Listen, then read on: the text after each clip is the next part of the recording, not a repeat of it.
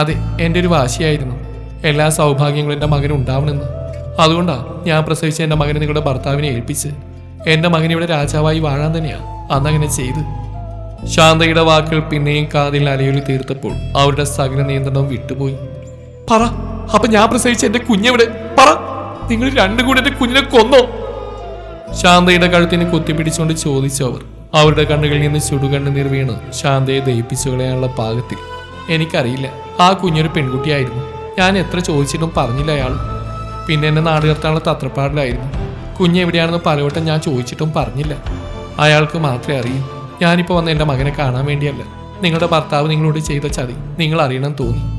എല്ലാവരെയും സമർത്ഥമായി പറ്റിച്ചുകൊണ്ട് കൂട്ടുകാരനെയും ഭാര്യയും കൊല്ലാൻ മടിക്കാത്ത അയാളുടെ ദുഷ്ടത അറിയിക്കാൻ വന്നതാ. അയാളോട് ചോദിക്കണം നിങ്ങൾ തന്നെ. എല്ലാവരും അറിയണം. മകൾ എവിടെയാണെന്ന് അയാൾ തന്നെ പറയണം. സ്വന്തം കുഞ്ഞിനെ കൊല്ലാനും മടിക്കില്ല വിശ്വനാഥൻ. പിന്നെ അഭിപ്പൊന്നും അറിയണ്ട. അറിഞ്ഞാൽ ചിലപ്പോൾ അച്ഛനെ പോലെ അവനും കൊല്ലാൻ മടിക്കില്ല. എല്ലാ സമയമാകുമ്പോൾ അവൻ അറിയും. അറിയിക്കാൻ ഒരുത്തം വരും. അഗ്നിദേവ് അമ്പാടി, എൻ്റെ അമ്പൂട്ടൻ.